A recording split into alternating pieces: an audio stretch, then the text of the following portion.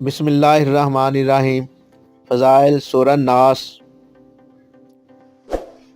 यह सूरत भी जिन्नात और शयातीन से बचने के लिए बहुत मुफीद है।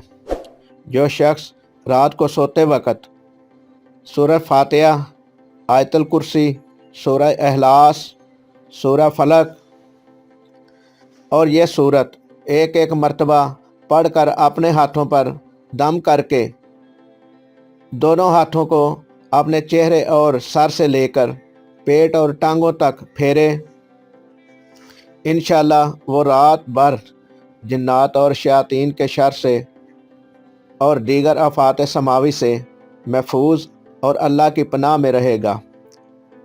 इसके अलावा यह सूरत जादू और काले इल्म के असरात को ख़त्म करने के लिए बहुत अक्सर है।